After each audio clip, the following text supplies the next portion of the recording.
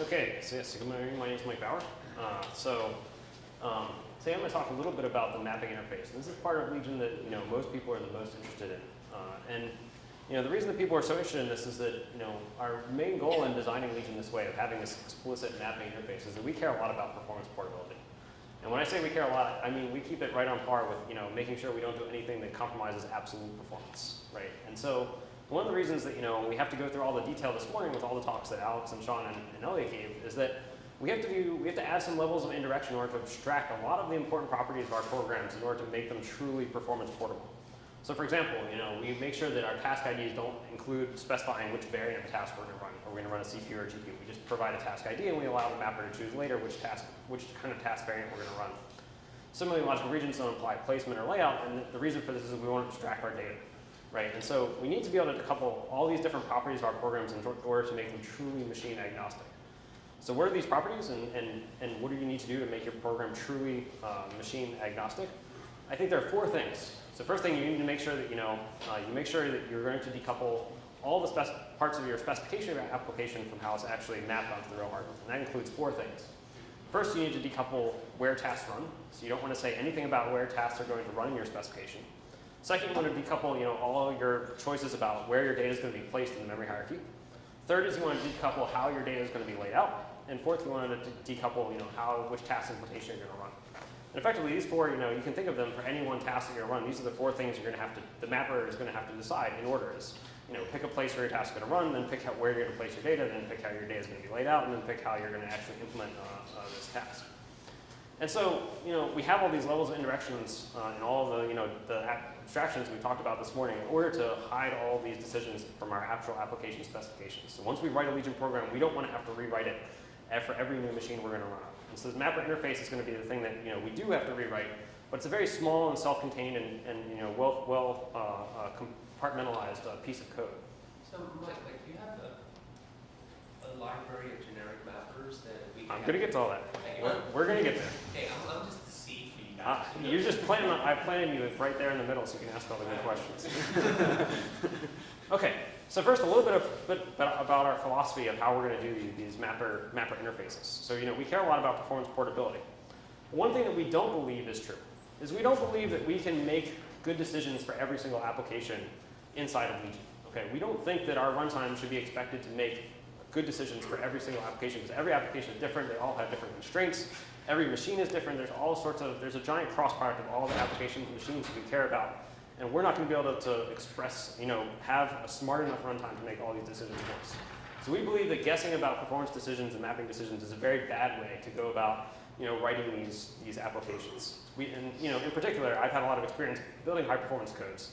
And I'm sick and tired of fighting runtime systems and compilers that do the right thing most of the time, but then that one case that I really care about, it does the wrong thing. And then in order to change that, I have to dig into the details of the compiler and the runtime. We don't want to have to do all that. We want to expose all of these mapping decisions in an interface so that our applications can actually control them and not have to fight Legion.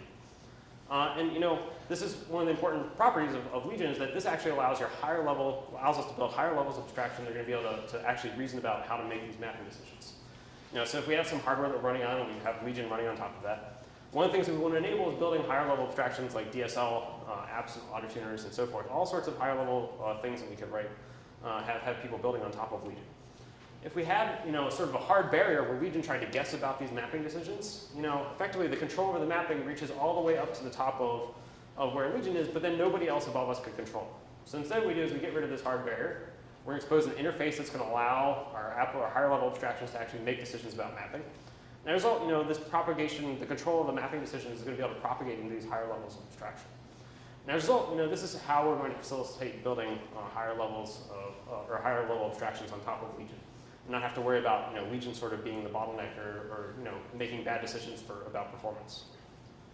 And this is, I think, one of the takeaways if you take from Legion is that this is where we differ a lot from the existing runtimes that are out, runtime and programming models that are out there today. A lot of them will promise that they are going to be able to make good decisions for you and do this mapping automatically for you. You will never hear us make that guarantee. Instead, we're going to provide you the ability to make all these decisions for yourself. We'll provide default implementations for you, but you're going to have the ability to change them for your particular application or for a particular machine you're targeting. The final piece of philosophy that I want to talk about is that we believe that mapping should be done dynamically. And the reason that we believe this is twofold. First, we think that machines are going to become a lot more dynamic. You're going to have changing clock frequencies, components are becoming up and down, you might have faults, both hard and soft. So your machine is going to change as your application is running. And you need to have a dynamic mapper that's going to be able to react to these changes in the machine. And second, we have applications that are starting to become more dynamic. We have codes that are AMR, we have codes that are doing multi-grid, they have graphs that are changing during runs. And if you don't have a way of dynamically reacting to these changes that are going to occur as your application is running, then you're not going to be able to get the best performance. And so we want our mapper interface to be dynamic. And so we're going to see how that's going to work. Okay, let's talk a little bit about the mapper model and what it means to have these mapper objects. So what we're going to do is we're going to create a separate mapper for every mapper kind and for every one of the processors in the machine. So just some arbitrary machine. I've got 2 nodes, I've got some CPUs and some GPUs in this machine. What we do is we create a separate mapper for every one of these processors. And I'll use the D here just to say this is our default mapper. By default, Legion always creates an instance of a default mapper on every single one of these different processors. And the reason we have a separate instance of every mapper kind on each of the different processors is that we want to avoid bottlenecks in terms of handling mapper queries. And so when the runtime needs to have a question answered about how to map something, it'll ask the mapper on the local processor for wherever the task is going to be mapped. One of the important details of Legion is that we actually allow you to have multiple different kinds of mappers in the same application, right?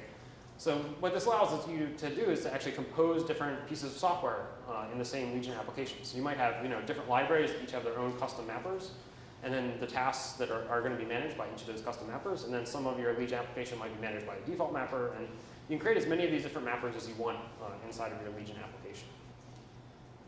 And yeah, as I said, this is important for composability of software. Right now what we do is we actually require our applications to set up all the mappers when we initialize the Legion runtime. So we give a little callback function that you can register, which will be called before your application starts, and you can register custom mappers. And then you can effectively add as many mappers as you want for every one of these processors. And then we instantiate a default mapper. It's mapper ID 0. So on the launcher objects that Elliot showed you this morning, there's a place where you could specify the mapper ID for tasks that were being launched, and that controls which mapper is going to handle the different queries for a particular task that's launched. And so so the default mapper is always mapper ID 0. Okay, let's actually look at this mapper API. I sort of said that there's going to be these different objects on all of these different processors that are going to handle these mapping queries. What does this actually look like? Well, our mapper interface is actually a pure virtual interface. It makes it very easy to extend mappers, so you can actually modify them. And so, this mapper interface, I'm showing a couple of methods here. If you're actually interested in seeing the full API, it's actually out on GitHub in the legion.h header file. You'll notice, I guess I'm not sharing my screen, so I'm going to skip that step. And so in the legion.h header file, there's actually an instance of the whole mapper interface here. And all these are pure virtual methods, so this is a C++ interface. So this is effectively just an interface. And we're going to provide a default mapper implementation of the interface, but you should feel free to implement this interface entirely on your own or to extend the existing default mapper interface. Now the way this works is effectively these are callbacks. So what you do is, the way that this works is that every time a mapping decision needs to be made about some aspect of mapping a task or copy or doing an inline mapping or what have you, the runtime is going to go about doing the necessary operations for doing the analysis and mapping of that task. And when it comes to a point where it doesn't know what the right decision is for performance reasons, it's going to invoke the proper query of this mapper interface for the mapper object on the local processor. One of the things that we do is that we guarantee that at most one mapper call is going to be invoked on any one of these objects at a time, so you have to worry about safe threading or anything like that. Effectively, you can just write this as if it's sequential code and not have to worry about that. One of the important properties these mappers can have is because they're actual C++ objects, you can actually make them stateful. And so you can actually memorize information about mappings or decisions that you made in the past. You can track things like performance of different tasks and memorize profiling information and so forth. And you can encapsulate this all inside of your mapper objects. One important thing to keep in mind, though, when you do this is that mapper state is distributed, right? Every mapper object is a different instance of that mapper.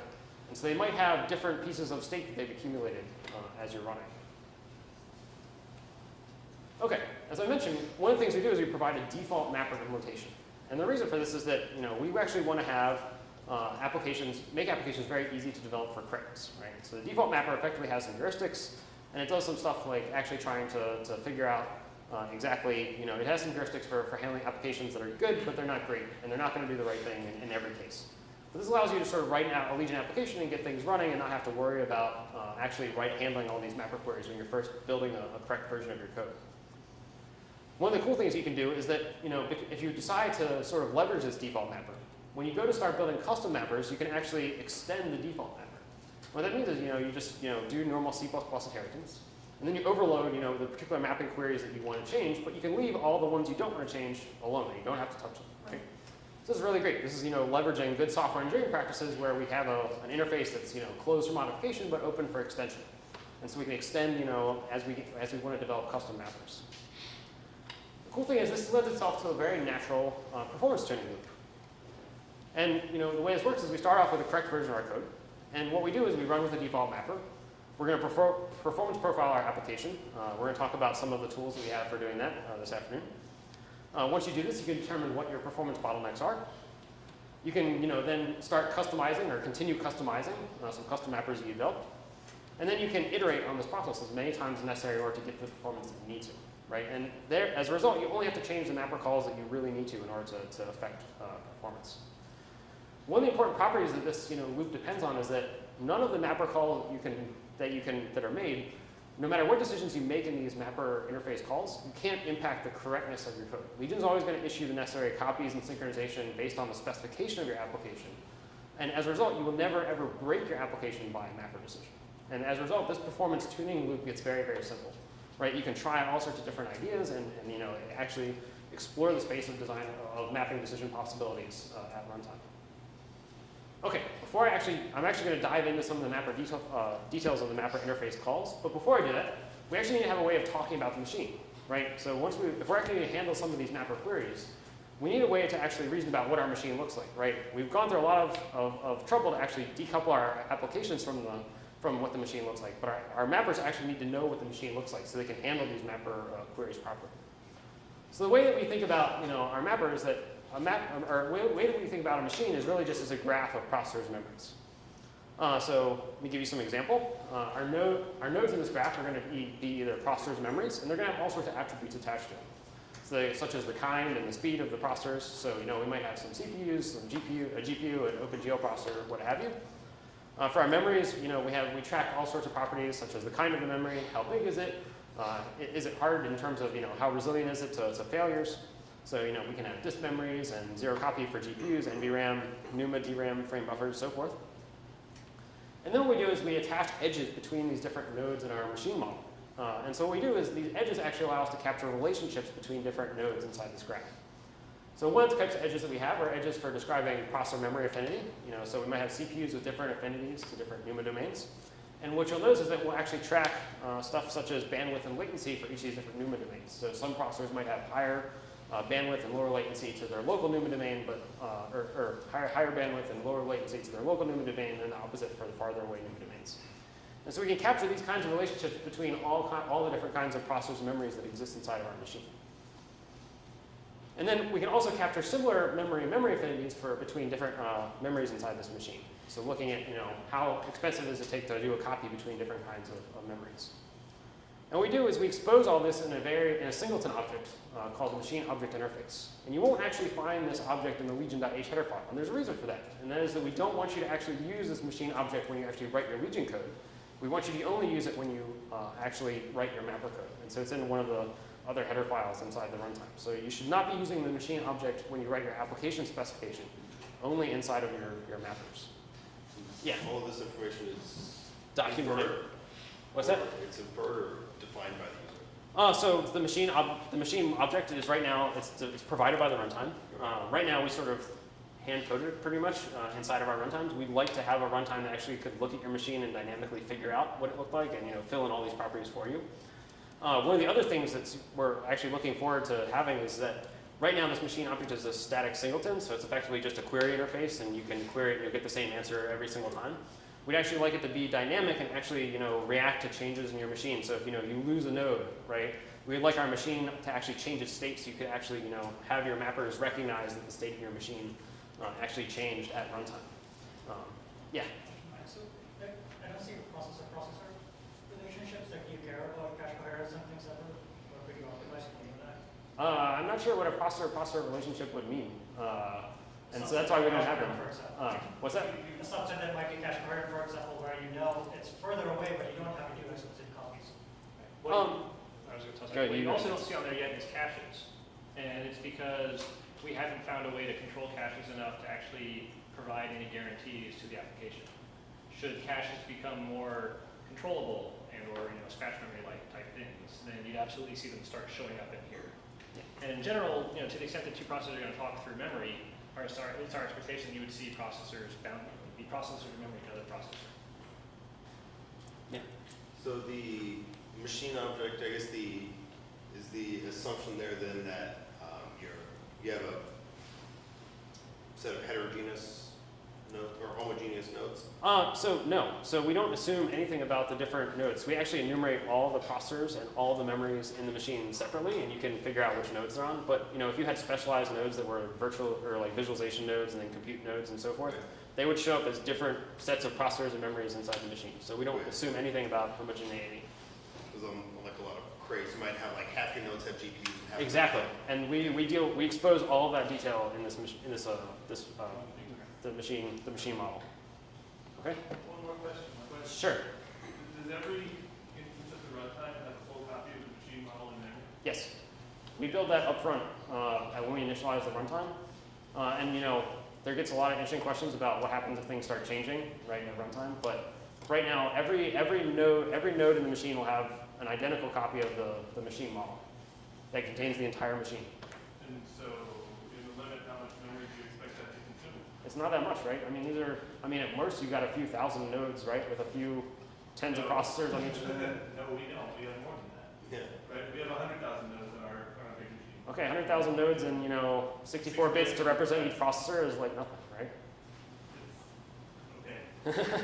That's nothing, right? It's not, but I still think it's it's a very, very tiny object relative to some of the data that we're operating on. Okay, so let's actually talk about what happens when we map one of these tasks. So mapper calls follow a task pipeline. So as your task is, your task has a lifetime that it follows.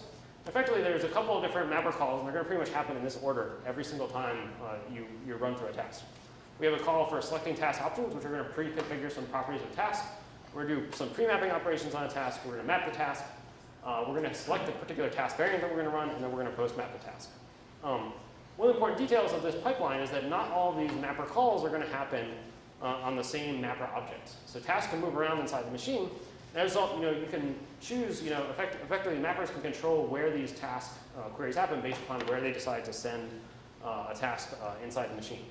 So two of these calls, the first two are always going to be done on the processor where the task was spawned. And the rest of them can either be done on the same processor where the task was initially started, or it can be done on a remote processor somewhere else in the machine. So there's three important processors associated with a task. You'll notice all of these are on the task object inside of the Legion. Inside of the task object, it's passed to every mapper call. There's an origin processor, which says, this is the processor where the task originated, it's where it started. The current processor is where the task currently resides in the machine, and we'll talk a little bit about how mappers can send tasks around the machine. And then finally, there's a target processor, which is the one that we're intending to map this task onto. And this can also change as we're mapping the task. So as I mentioned, tasks can be mapped both locally and remotely. So the local case is when the current processor is equal to the origin processor, and remotely is the case where the current processor is equal to the target processor, which is most likely not equal to the origin processor. So just to give you a visual depiction of the way this works, we might have a task that starts out on its origin processor. We might choose to map it locally, in which case we handle a lot of the mapping queries on the origin processor, even though we're going to map it onto a target processor that's on another node. At some point, the runtime will move the necessary metadata and actually launch the task on the remote node. This other way you could do this is you can actually move the task to another node by changing the current processor. That'll move the task over to where the target processor is, and then you can handle the mapping queries remotely. And there's a little bit of a trade-off here for you to just be aware of. So the task metadata that needs to actually do the mapping remotely is actually much larger than the necessary launch metadata. So you have to move a lot more data in the second case of moving the actual task and mapping it remotely.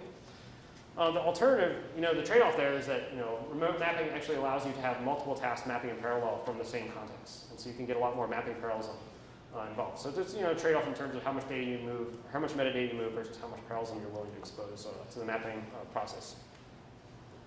I'll talk briefly about each of these different tasks that we have here. So we have a select task options call. Effectively, all this does is select some very basic properties of the task. We assign, the target processor, whether or not we want to inline the task, whether or not we want to make the task eligible for stealing, whether we want to map locally or remotely, whether or not we want to profile the execution of the task. A lot of this is documented on the legion.h header file, so I'm not going to go into too many details about it. The next thing that we can do, I'm actually going to skip the pre-map task step and come back to it in just a minute. The next thing, if we want to map this task under a particular processor, we always have the notion of the owner processor. The owner can continue being changed until we decide to be where we're actually going to map this task. Once we've mapped the task, it's going to run on that processor. We can't change it at that point. And as I said earlier, mapping a task consists of three things: fixing the owner processor, making sure we know which processor we're going to run on. We want to select memories for each of the physical instances of the logical regions that were requested in the region requirements for the task. And then third, we want to determine the layout of all the different logical regions that our task is going to need. Question mark? Yeah. On this table, what's the sequence in which you do that position? In other words, you pick where it's going to run? Yes. Before you decide where to visit it? Or you Also, fixing the owner processor always happens first, right? Because you need to know which kind of processor you're going to run. And that also limits the set of memories that you can choose to actually place the data in, right? I guess what I was wondering is, do you ever do it when we're deciding where the data is then?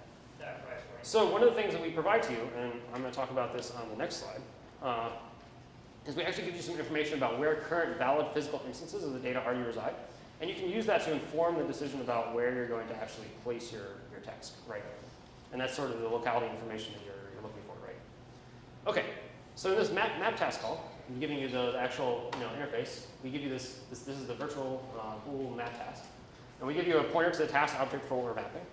I apologize, right now the interface is still in a little bit of flux. So what we give you is this task object, and everything is decorated off of this object. It makes it really easy for us to innovate and try new or add new things for mapping. It makes it a little bit more harder to. Your comment before about where to place a task. Oftentimes a task will depend on multiple pieces of data that are different places. Yep. So there's where is kind of a hard decision. So are there data control tasks that we might understand this thing and then have a concurrent remapping of data and the task layout? So you're talking about, I understand the part where you said there are multiple copies of data that you need, Yeah. right? And they might be in different places. That piece of data moved over here, then this task would operate more efficiently. Right, and so these are the kind of trade-offs that we don't know the right answer to, and we're providing an interface for you to decide for us, right?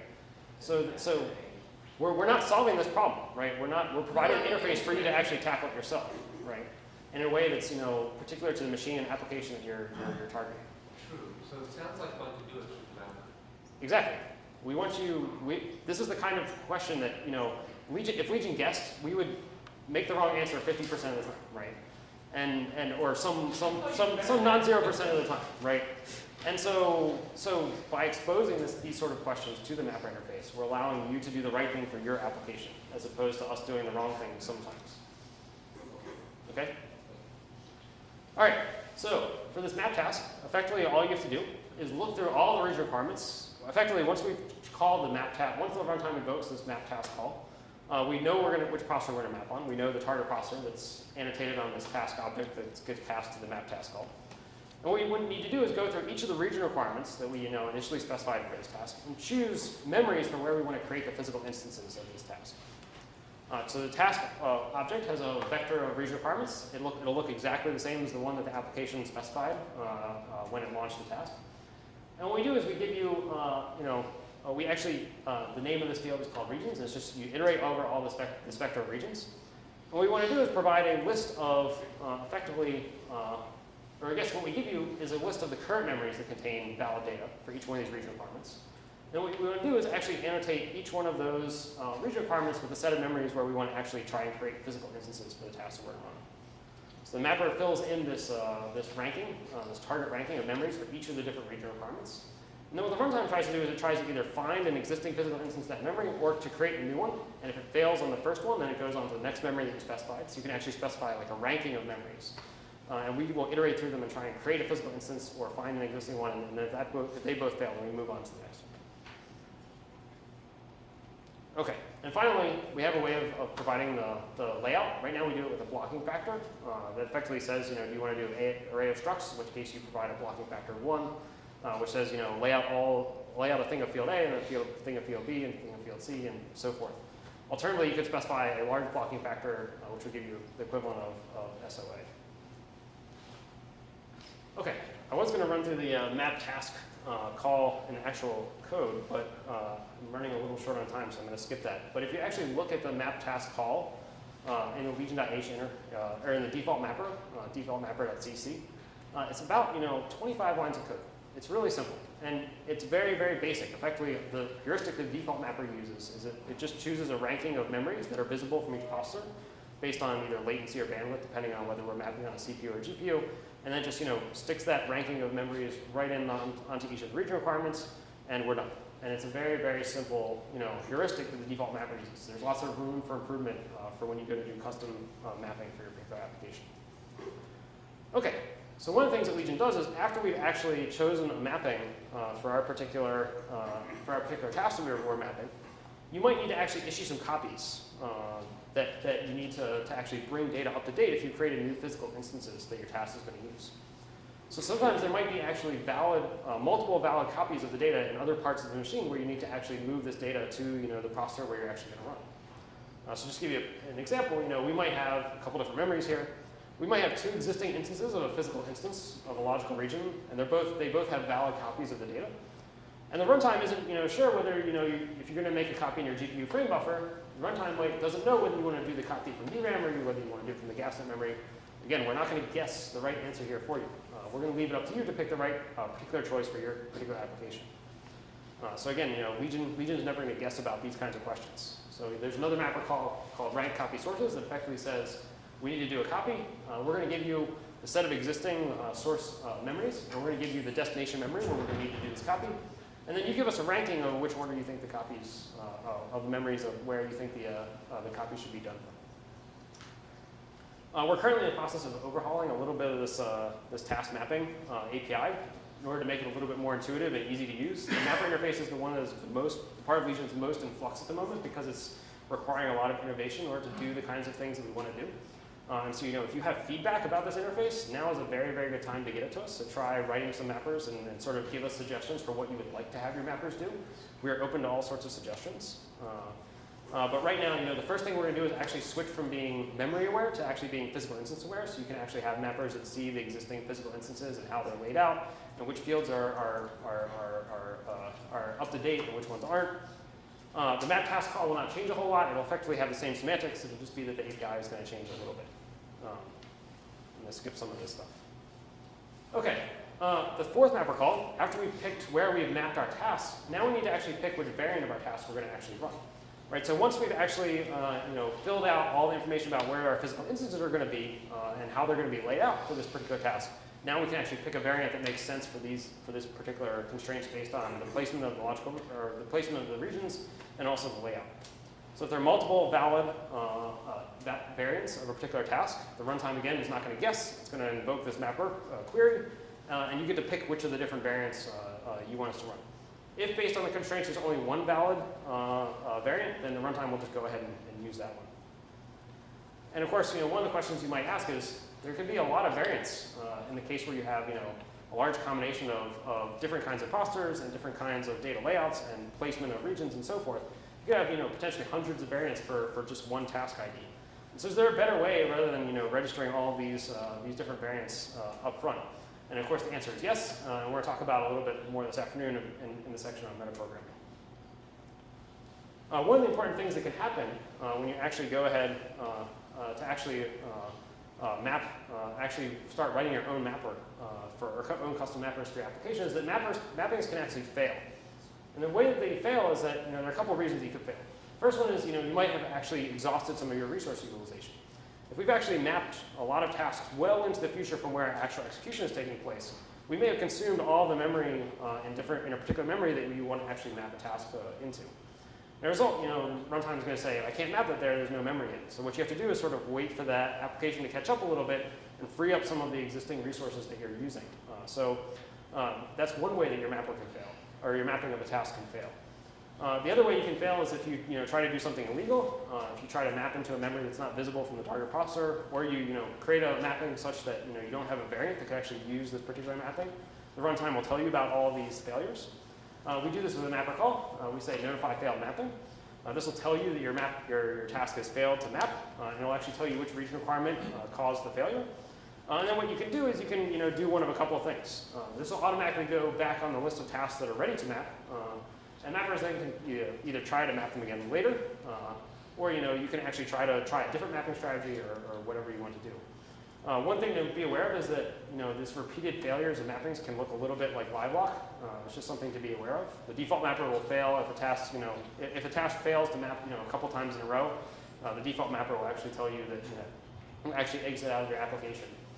One thing we'd like to do in the future is have conditions for actually establishing when to try remapping based on resource consumption and so forth, so that you can actually have a declarative way of saying when a failed task mapping should actually be rerun. Okay, I'm running a little short on time, so I'm going to skip some of the details of these next couple mapper calls. One of the things that I skipped was this pre-map task call. The pre-map task call is effectively giving you the option to map some of your regions ahead of time before you actually do the full map task.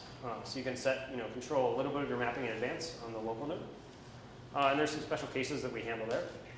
I'm going to skip the part on composite instances for now, just because I'm out of time. But there's definitely some details on the website that you should, once you start writing your own custom mappers, start looking at how some of the pre-mapping task stuff works.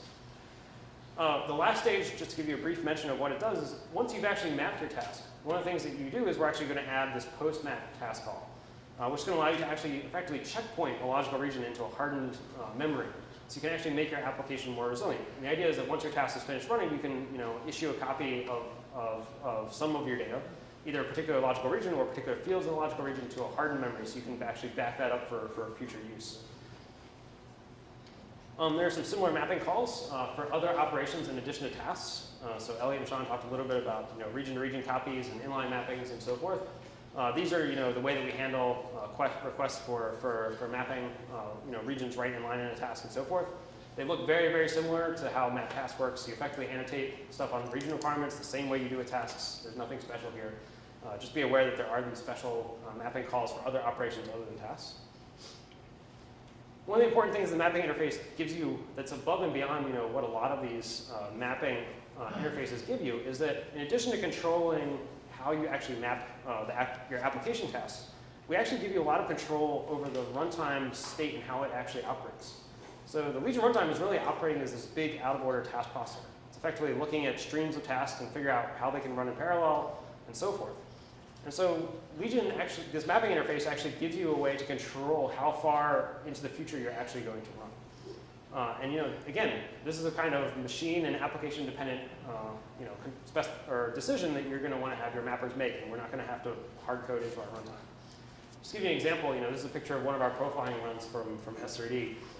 We have this mapper utility core that's running up at the top. We've got some AMD cores doing some computation. We've got a GPU, and effectively what's going on is tasks from iteration I of our time step for S3D are running here on the CPUs. We're actually doing the analysis up here on the utility core for 2 iterations into the future. And so being able to control how far ahead you want that mapping process to run is a very important thing to do. We have 2 different ways of managing this. We allow you to control first how many outstanding subtasks there can be in any one context. So effectively this is controlling your window size of how many outstanding tasks you have. And then there's a second way for controlling how many outstanding tasks you have mapped onto different processors before you stop invoking the scheduler to try mapping new tasks. And I'm going to skip how we do this. It's all documented on the website and also in the legion.h header file, so you can read more about that a little later. Let's see. I do want to talk very briefly. Let's see. I think I'm going to go for 5 more minutes, and then I will be done, so we can go eat lunch, because I know everyone is hungry.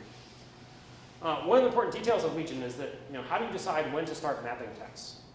So when tasks are ready to map, the Legion runtime sticks them in a set of queues. Every mapper has its own little queue that manages its set of tasks that are ready to map. And the way that mappers decide when tasks are going to map is they use the select task to schedule call. And so what we do is we give you just a list of all the tasks that are ready to map. And your mapper can decide which ones it wants to choose to map. So you can actually map these tasks in any order that you want, contingent upon them being in this queue that you're ready to run. And one of the with each one of these tasks inside of these queues, you can do one of three things.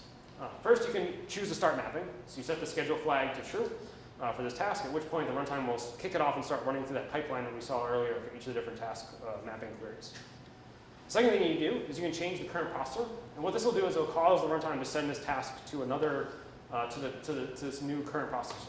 And it will put it in the ready queue for that particular mapper on that particular processor. And finally, you can also choose to do something else. You can choose to do nothing, right? And this will leave it in the queue until the next time that select task to schedule is invoked. And this will be really important for load balancing. So load balancing is something that people care a lot about. So I want to talk about our two different sort of ways of doing load balancing just here at the end. We have effectively two different ways of supporting load balancing inside of Legion. We want to support both push and pull models because each application has its own specific needs. So we have two ways of pushing. The first is you can change the current proc in the select task call, as I mentioned earlier.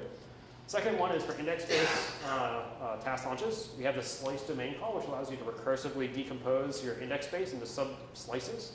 So you might have some index space. You might split it into two pieces and send one to another node. And then you can recursively decompose each of these slices into further sub-slices. You don't need to go down to individual tasks. You can make these blocks as big as you want. But your mapper can control how to slice up index-based tasks into subtasks. In addition to doing push-based models, with these slice domain, we also support task stealing. So again, task stealing is totally under control of the mappers. Legion doesn't try to guess about any of the ways of doing task stealing. Stealing in Legion is two-phase. So this is very different than most stealing schemes where somebody just goes and takes a work from somewhere else. So what we do is we have a mapper call, rank or target task steal. So some mapper says, I don't have any work to do, let me go try and steal from somebody else. So he picks some set of processors and machine he would like to try to steal from. And again, Legion is not guessing about where to do good stealing from. And so what he does is he sends a steal request to some other set of processors. And what we do is, instead of actually automatically taking tasks from that particular processor that he chose to steal from, what we do is we invoke another mapper call to actually check to see if that mapper actually wants to allow the task to be stolen. So we have this virtual void permit task steal to actually check whether or not that mapper on that node actually wants to allow tasks to be stolen from him. And this is important for locality information. So if he does allow tasks to be stolen, then we can allow those tasks to be moved back to the original stealer. This can also work the other way. You can have a steal request that comes across, we invoke the check, and then there's a steal failure. The guy said, I didn't actually want you to allow you to steal any of my tasks. And eventually, at some point later, there'll be a new task that occurs in this node, at which point we'll advertise that there's now new work, and then allow node 1 to try, or node 0 to try stealing again from node 1. Question? Yeah. How can you control the set of potential victims? It's chosen in the target task steal, so I'm not showing the arguments to target task steal, but you can pick anybody or everybody. It's completely up to you. One important detail is that this sort of way of doing two-phase task stealing is a little inefficient within a node, so we provide some extra support for specifying, for doing load balancing within a node. And what we allow you to do is specify when you map a task, you can actually provide additional processors that you could potentially run this task on. The runtime will enforce that those processors need to see all the memories where the regions were mapped and so forth. And what we do is we create little queues internally for each of the different levels of or sets of processors that you create. And when your processors are running, they just look at all of their queues and see what's the highest priority task in each of the queues that they're a part of, and pull the most recent one, or pour the highest priority task to run.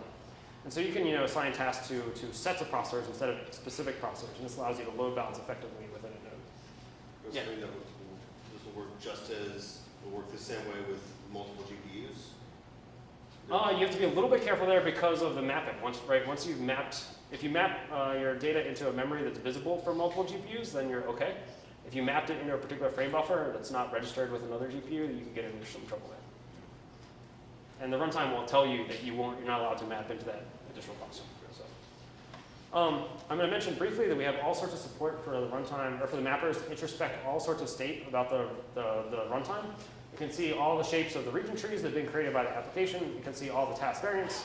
You can see semantic information, tags that are associated with both region trees and tasks about names and so forth, and anything the application chooses to provide about details about logical regions and tasks.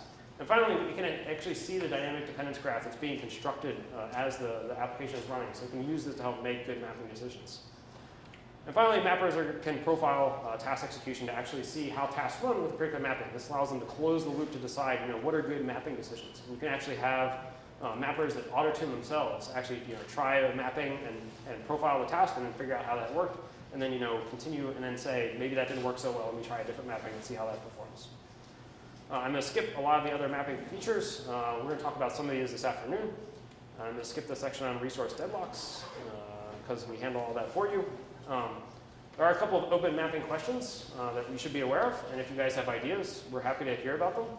One is, how do you deal with mapping for resource-constrained applications? And we have some thoughts about this, but we'd be happy to talk with you guys as you write custom mappers to see how they work and what you would like to do that's different than the current API supports.